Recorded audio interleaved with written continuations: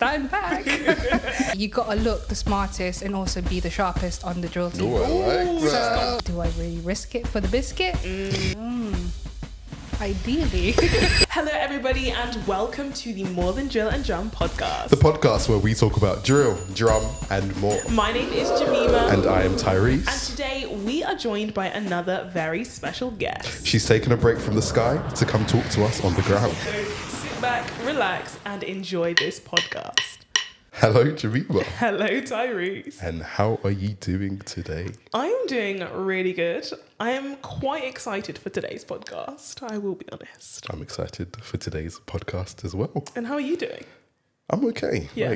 I'm a bit on the fence because I'm about to just tell you some news. And for me, I find it a little bit sad. For you, it might be a happy thing. Okay. But you've got the iPad in your hand. I there. do.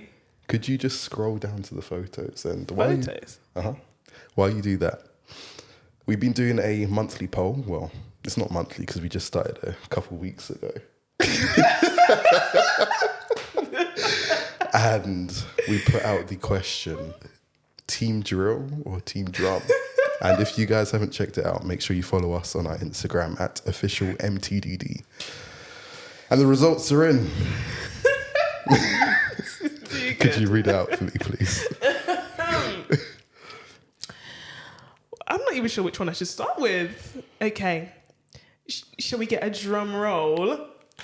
For Team Drum, 39%. 39%. For Team Drill,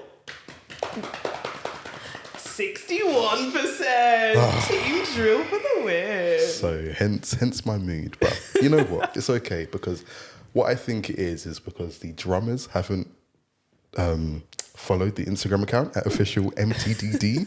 So next time the poll goes up, make sure you click Team Drum. Okay, so I think it's about time that we formally introduce our guest for today. It is the one and the only Quizza. Hello everyone. Hello, how are you? I'm good, thank you. You guys? Yeah, We're good. We're excited to delve into your history, your past, History. and what you're doing now. Buckle up, we're about to go on an adventure. So Quizza, let's let you do the introductions. Tell us a little bit about yourself. So my name is Quizza. I'm based in Coventry. Right now I'm focusing on my studies, but previously before I was working in tech, working from home, but now I'm kind of doing a career change, so I'm in the midst of, I guess, changing doors in life, I guess, if you'd like to say. Yeah. That's a nice way to put it. Changing doors. I love that. And you've come onto the More Than Drill and Drum podcast because you have some history. But before we get into that, we need to ask you a question. Yeah. This is critical, by the way. Okay. And you were sat here during the intro, so of course you wouldn't want to make me upset. You don't want to make me sad. But you also need to answer honestly. On truth, yes. From your heart. Yes. Quizza, Team Drum? Drill. Wow. No, this is getting too... We didn't even hear that option. She's spoken. She has spoken. Well, welcome to the family. Team Drill. Team Drill, why? I used to do drill when I was part of Air Cadets, and I joined, I think, when I was 17, which is actually pretty late to join cadets because you can join from the age of 12. Okay. And then it's kind of a regular thing we have to do. We have to get on parade every single night to do uniform checks and all that kind of stuff. So you kind of have to know, regardless if it's not your thing, you have to know the basic maneuvers. And as just time went on, I was part of the drill team. And I enjoyed it. So so Team Drill. That's awesome. So before we get deep into the drill side of things, how did you actually get into Air Cadets? I joined when I was in sixth form because there was a time where they were looking for, what is it called now? Work experience. Okay. Yeah. So I heard people saying, oh, you can get some work experience from doing some volunteering. And I kind of misinterpreted what Air Cadets was all about. Right. So I turned up to the squadron thinking, oh, you can volunteer, which you can. But at the same time, with the age that I was at 17, you can actually join and do the activities and be a cadet. So I didn't find work experience, but then I found, you know, an extracurricular activity that I can do after school. So I joined, and I stayed there until 21, because that's like the maximum age that you can be an actual cadet. Yeah. So what happens after 21? You can volunteer and be, I guess, a facilitator rather than a cadet. So you don't get to do the activities as such, but rather organise it for the younger folks who are from 12 to 2021. And what were the activities that you'd be doing? It depends on the time of year. We have the regular ceremonies for November 11th, but we have Athletics Day, cross country, and we'd also have the competitions, tournaments for drill, banner, rifle, and you can also do Duke of Edinburgh with Air Cadets as well. I haven't heard of Duke of Edinburgh in a very, very long time. Yeah. I've got my bronze award, people. Anyone else? I don't think I even finished bronze, you know. Like, I definitely went for the camps, but did I finish the paperwork? That's another question. So is the admin catching up with you? All this admin. So tell us, how did you find yourself in the drill team then, in cadets? So, okay, I was a little bit of a nerd. I want my creases are sharp, right? on My now. creases are sharp.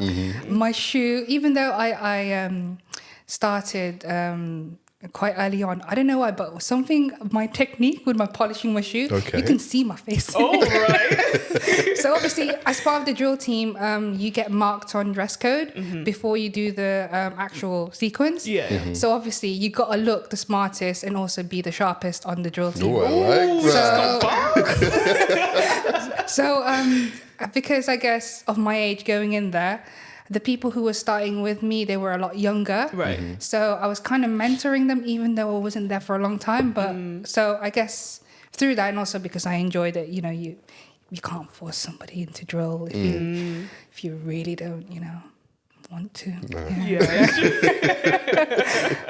So now I was in the team for some years, and So did you partake in these competitions and stuff?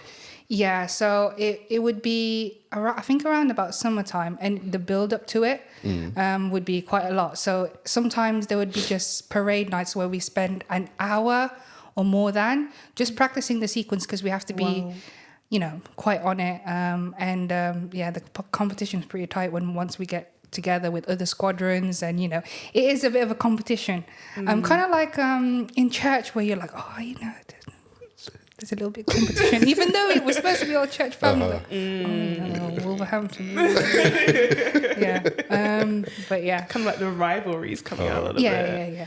Now that's really interesting. So on a previous episode right here on More Than Drill Than Drum, we got some insight about drum competitions. Make sure you go check out our podcast from last month with a certain special guest. But moving on, that was about drum competitions.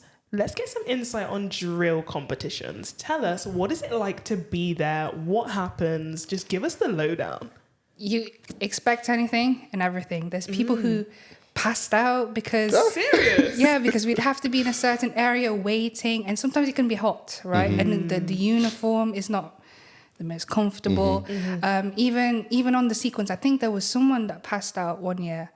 But you know, some people some people are first aid trained. You know, if you've got that badge, so it's all right.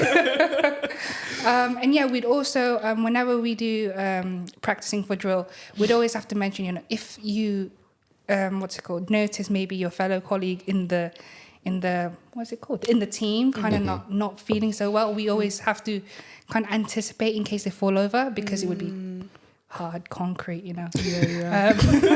So those would be the worst sort of things, but at the same time, you know, it's like the camaraderie. Yes, that's the word. And yeah, it's just great fun. But you just have to be on it for your team. And also when you're doing the sequence, it's like you don't communicate, you just communicate through like the visuals. So it's quite tense. You have to know what you're doing. You just have to think about it. But then sometimes people overthink, and then you know miss. Or the dreaded same arm, same leg. Yes, yes. It happens to the best of us. We've spoken about it quite a few times, and I think it's a reoccurring theme. The idea of community when you're drilling or drumming, that is an aspect that people go into that to do because, as you, I don't want to say the word camaraderie. Yeah, camaraderie. Camaraderie. Yeah. It's a nice feeling to know that you can rely on your fellow brothers and sisters in a thing that you all enjoy doing. What was the team dynamic like?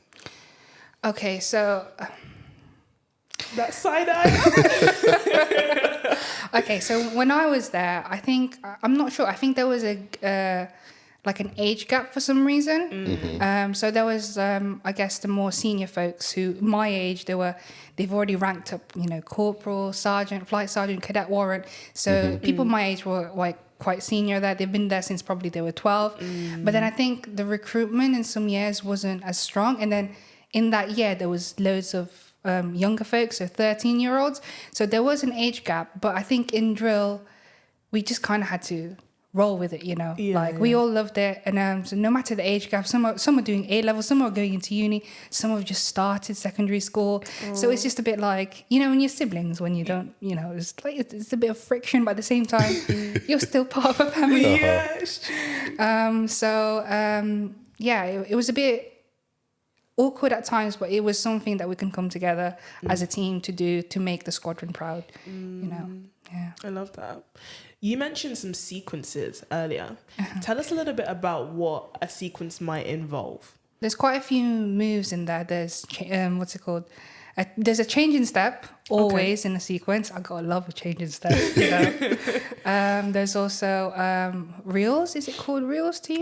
Wheels? Wheels. Wheels. I don't know drill stuff. Come on. Yeah, it's been quite a few years now, so I don't really know the terminology anymore. But the 180, the left turn, turn left. And then there's also a different competition for continuity drill. Oh, what's that? So it's a bit more, you know, in dance groups where they kind of like swivel and they go across each other. Yeah. Okay. That's continuity drill, and it's crazy. But we never got to do it in our squadron because I guess we didn't have the person to lead. But there would be those, just changing step. All I can remember is it's drilled in me. I think it was the hardest thing I had to do, change in step. Okay. And obviously the salutes, turning left, eyes left, eyes right. Those are the ones I can remember. It's really the changing step that's just drilled into me. I can feel that. Yeah. So. You mentioned there were different types of drills. Normal foot drill, but batons? Banner. Banner, yeah. And then there's rifle drill, which we didn't have at our squadron, and the continuity drill. Did you do banner drill? I think at one point I had to be like a backup for a person. But the banner drill, it consists of, I think, is it 1, 2, 3, 4, 5, and then the person who's leading out. So it's basically the top-notch people from the drill team that are like doing the banner drill for our squadron. So it's like the best of the best in there. So And banners are flags or? Yeah, the really heavy one. So in NEC Youth Day, sometimes you guys will see there's flags at the front of the stage. So those heavy flags, you kind of have to hold it throughout the whole sequence. So the person in the middle, anyway. What for you has been the highlight moment of your drill season? Or could we call it your drill career? Drill career. So in cadets, we've got the, the positions, the ranks. Yeah. And to be able to go in the rank, to be able to go up in ranks, you kind of have to do this special weekend where you have to do leadership skills. They basically train you so that you can lead, and then that's how you go up. Right. But the thing is, so it's not really related to drill, but it's more related to just being Air Cadets. Yeah. But I couldn't go because the weekend itself I'd have to go on Sabbath. So for the longest time, for 2 years, at my age, I was the only one that wasn't corporal or above, right? So obviously it was a bit, it's a bit, I wouldn't say embarrassing, but I was kind of ashamed of myself that I'm not, where people of my age would be. But then because I guess my squadron leader saw my commitment, I didn't have a car, so sometimes I would have to take the bus at like 10 p.m. to go home. So I guess they saw my commitment and they gave me a really special promotion. So I got a corporal rank, not through the normal way, but a rare squadron promotion. So I think, and obviously it's quite spiritual because I stood up for the Sabbath. I said, I can't go in as much as I would want to go. I just didn't go for years, and then at the end they saw my commitment. They said, "Look, this is we love what you do. We can see your commitment. We'll make you a rare squadron promotion." So I got to be a corporal. Well done. And then obviously all the younger folks are like,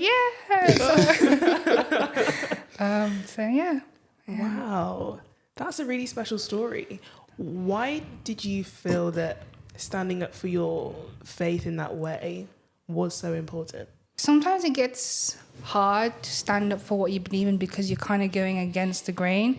And obviously in the drill team, you can see all the ranks. People have the, it's there. And obviously if you see a drill team with all of them sergeants, triple, what's it called, chevrons, you're like, they stand back. And obviously it kind of, I didn't want my team to, look kind of bad just because I had an empty sachet on my thing. Is it sachet? Epilepsy. I've even forgotten the terminology for it. The epilepsy. So, but I think at the time I just got baptized, so I was really strong in what I believed in, and I just said, I don't need to go because I can lead without it. It's just that it's visually it's not the great when I'm representing my squadron. But yeah, and then. Turns out, you don't have to have the title to be able to lead. And I think that's what I was showing the younger folks who I was mentoring at the time. You don't have to do all of this. If there's something that you really value, no matter what, you will get there. That is a really nice story, man. Yeah, my heart feels touched right now. So, have you never been involved in Pathfinder drill? Right, so I've heard about it, and but I guess my church is quite sheltered because we don't have Pathfinders at our church. So I've heard about it. Obviously, our sister church, not sister, Coventry Central, they have their own. So some of the kids do go, but because I wasn't, I guess, exposed to the sort of activities, I didn't know Pathfinders do drill. So until very later on. But the thing is, I was like, am I too late to join? So I just stuck with it, and then obviously uni came and priorities, my time. Would you get back into it? If the opportunity is there, yes. You heard that, Jabima? Well, I think we need to have a little discussion after this podcast, don't we? What do you feel like the biggest lessons are that you learned from drill? So in drill, you don't have to do the verbal communication, right? You just kind of have to do the sequence. You've practiced it with your drill mates, and it's a weird thing because in teamwork, you think the most key point is communication, right? But in that sort of environment, you can't communicate. You kind of just have to kind of see the pointers, anticipate, and the one who's leading out the sequences, we have to kind of understand how they speak because different commanders use, I guess, a different tone and just how they speak. So they tell us when we're practicing drill, when I'm going to do a wheel, I will stress the command in such a sense so you can anticipate it. So the teamwork is like well done beforehand, and on the day you just kind of have to be like on it and look out if someone's going to pass out. So it's a different type of teamwork, which is really unique because you don't really find that in a workplace. At school, you always have to communicate. Yes. So it's odd, but I guess like an exciting thing to do. But I think it's a testament to the teamwork prior, all the preparation that you've done beforehand, the long hours that you've put in, and to be able to do what you do seamlessly. That is that takes a lot of work. Yeah. It really does. So when you're on that parade square, you're thinking about all these different things, the eye contact with your teammates, the actual sequence, making sure that nobody's collapsing around you. How do you actually get into that place of focus and be able to stay there during a sequence? I think it's always beforehand.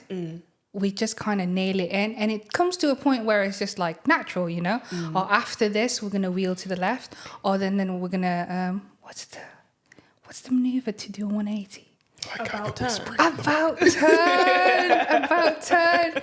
Yeah, there's an about turn, and then I'm like, oh, the changing step is going to be another minute in, and you're like, so it's just anticipating it. I think that's what it is mostly. And sometimes the pressure does get to you because other drill teams are watching you, and it's a competition, right? Yeah, it's tough, and they're in silence because obviously you have to hear the commands and everything, and even like the sound that you make with the foot, right? Yes. If it's seamless, like one, that's when you're getting the full marks there. So it's like you have to be on it with your hearing, even though you're not speaking. Visually, you have to. Are you on with your marker? It's a exciting thing to do. Yeah. I feel like over the months, I'm getting to know you a lot because we work together, and we'll get into that. But I never knew that you had this side to you, The side of. I'll be transparent. When Jemima messaged me, I was like, "Oh, we can get Quizza on as a guest." I was like, "Quizza? Yeah.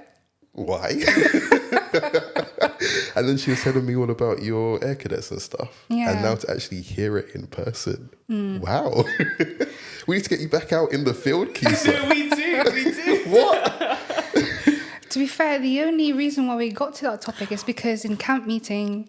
Tell us. No, you tell us. No, I don't. No, be our guest.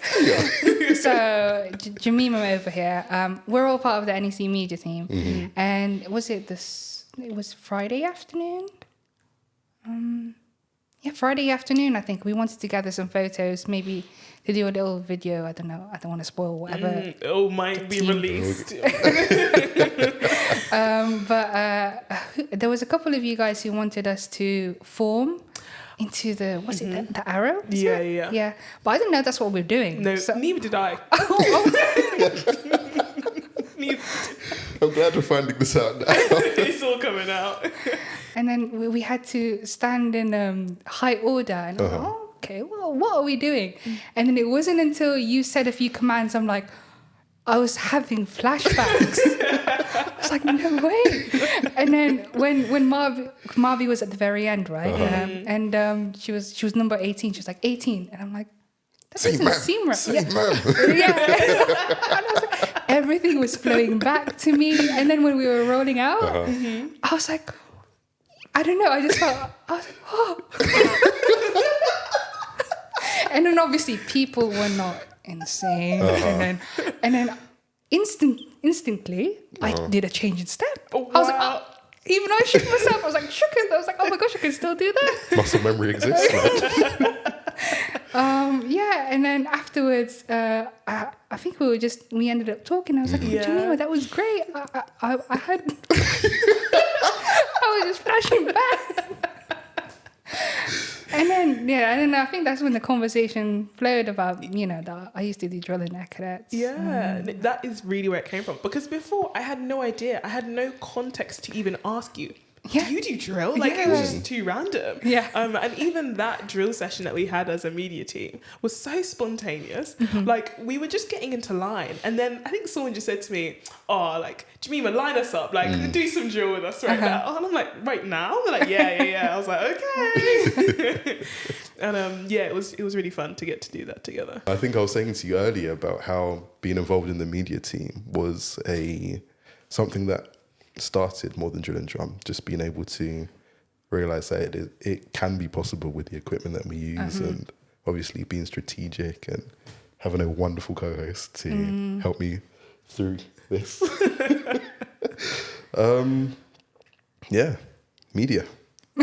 Media for the world.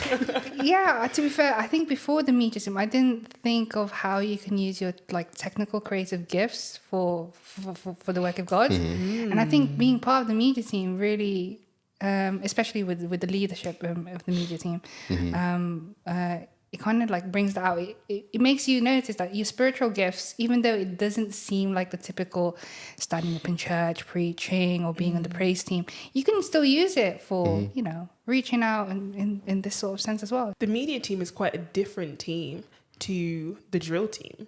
But I'm wondering, are there any parallels that you see between them? Like, for example, for the camera ops, you know where that person is. So you can see what sort of shot that they can get. In the drill team, they're the right marker. They're the one that I'm looking to if we do a left wheel sort of thing. So it's still, you still kind of have to, I guess, know what your teammate is doing and how you complement and how you can, you know, your strengths and weaknesses and what they can cover and what you can cover. How do you fit in with their responsibilities? I think there is some, you know, parallel into it. So what other ways do you feel like you're learning to use your gifts, even in ones that might be a little bit less conventional, for example?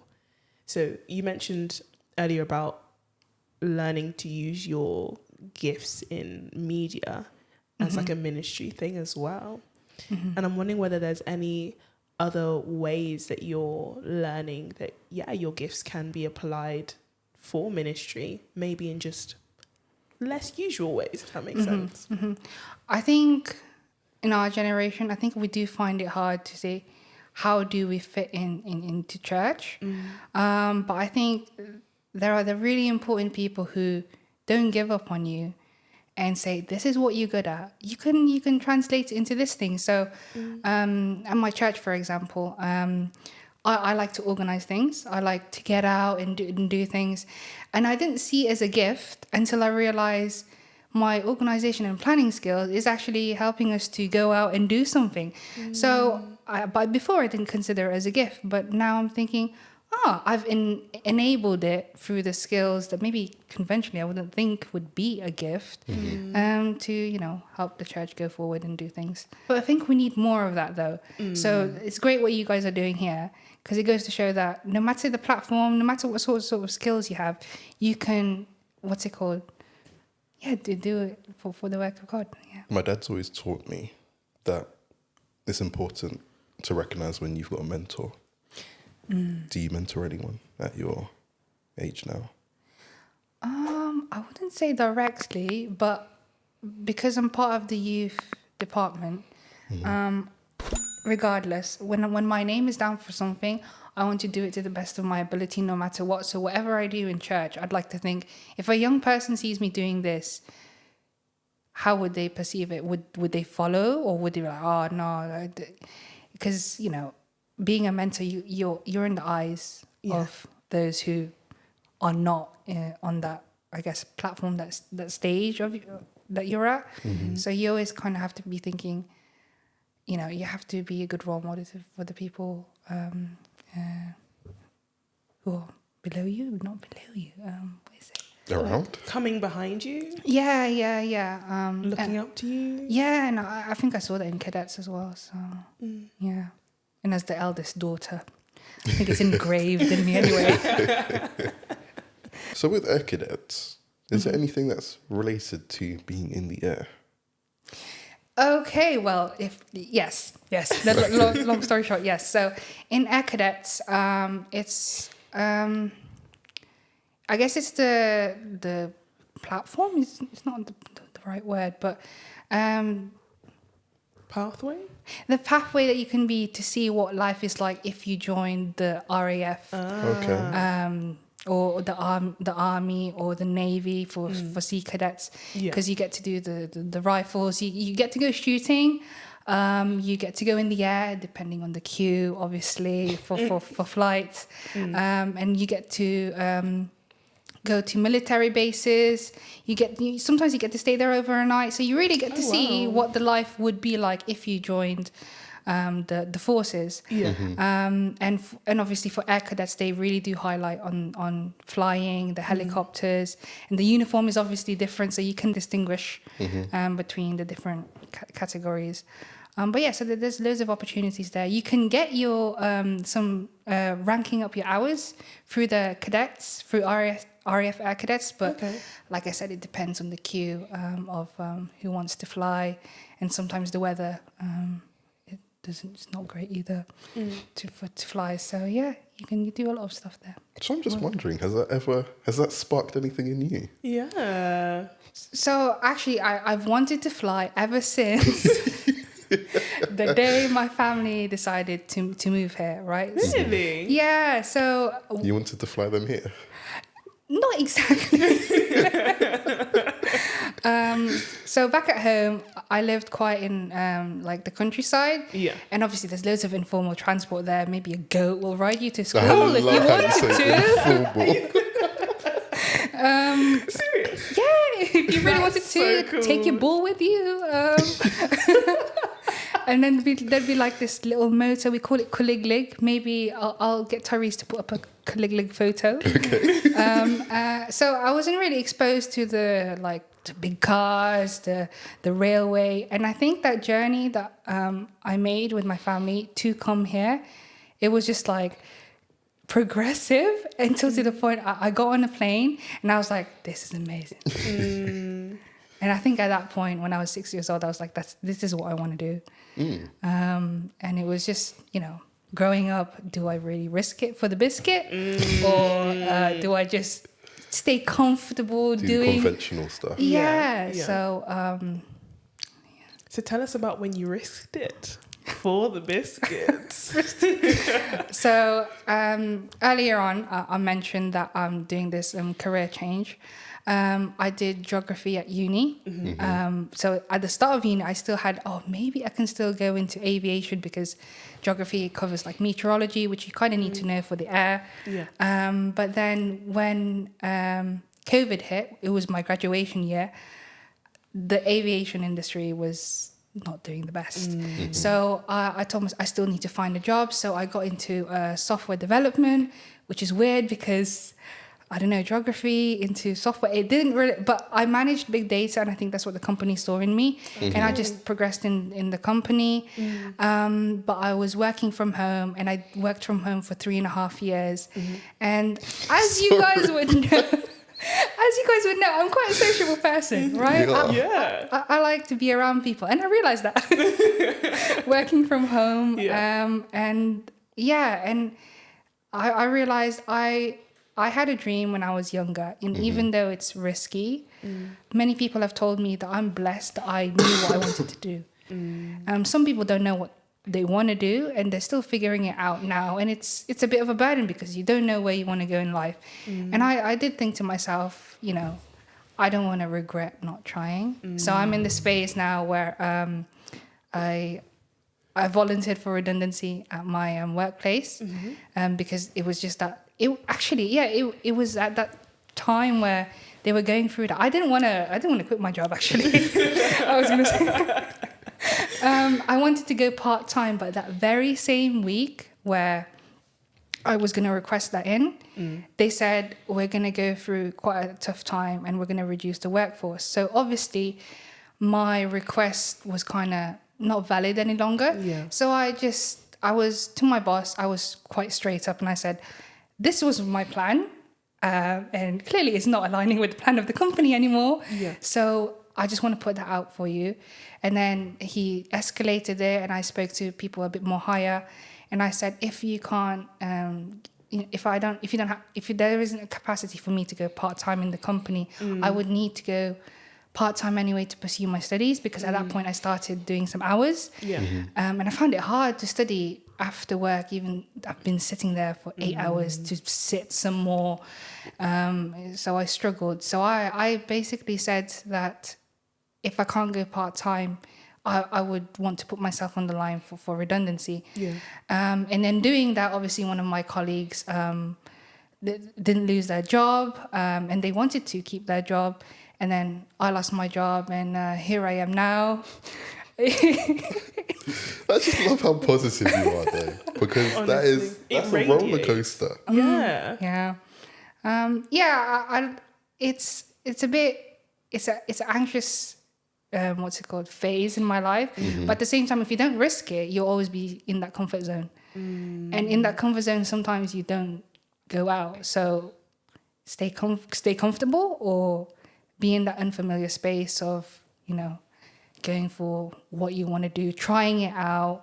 And it is uncomfortable because you don't know if it's going to work. But I think that's having faith in God, knowing if you think the creator of the universe, if this is the right path for you, like we said before, there's nothing stopping it from happening. So yeah, it's just having about faith, trusting, even though it's a bit rocky, still go for it.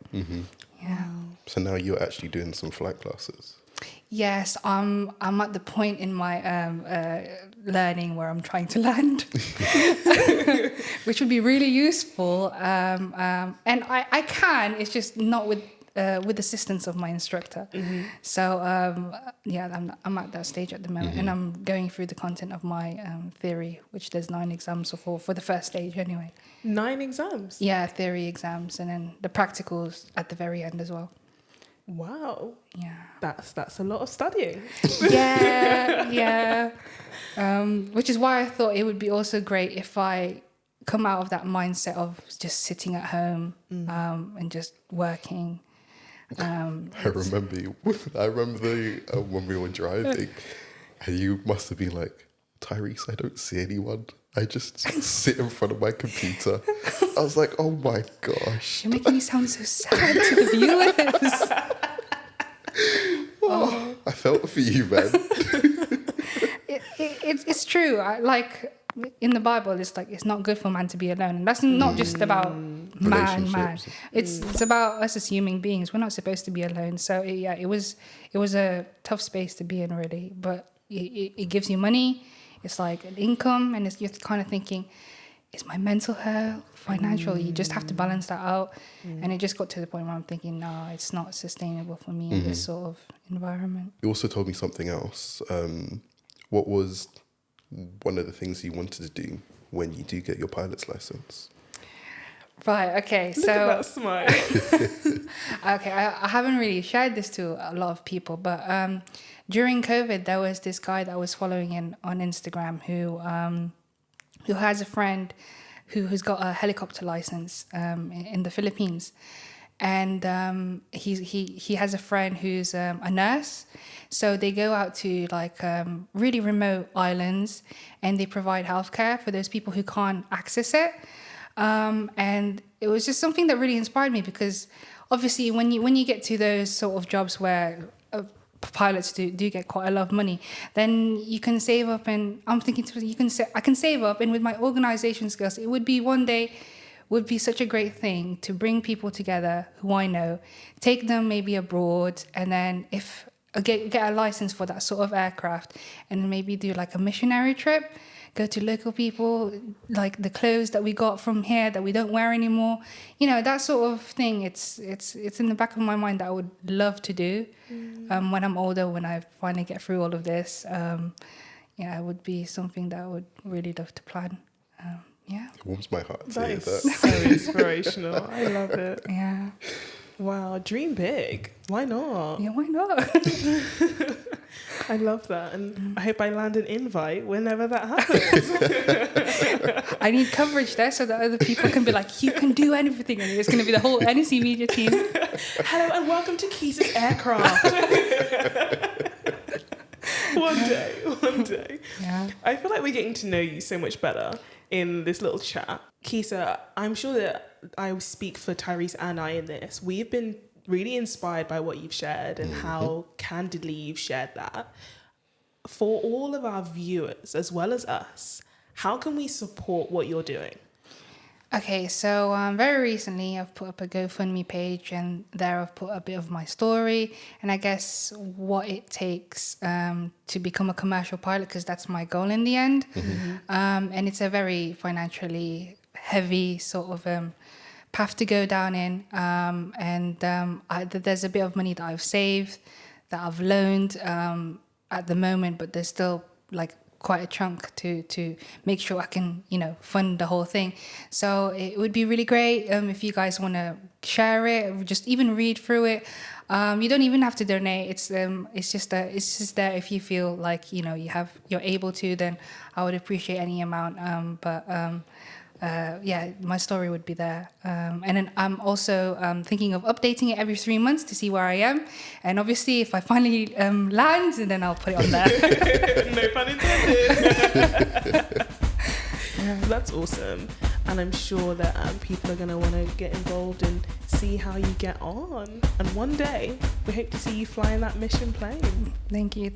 So, after you've checked out Quizza's page, make sure that you come back here and that you like, comment, subscribe. Thank you so much once again for joining us, Quizza, and for all that you've shared. Thank you so much for inviting me, guys. Now, we might be at the end of this podcast, but there is plenty more right here on the More Than Drill and Drum channel. Make sure that you check out the rest of our videos. And so we will see you next time here on More Than Drill and Drum. Today, she has joined us from...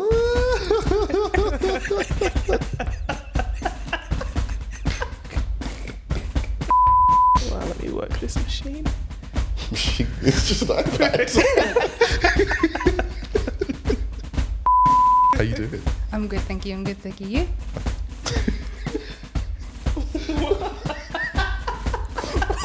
What? No. I'm curious. If your friends were to describe you in 3 words, how do you think they would sum you up? Oh, sorry. Oh, Max on.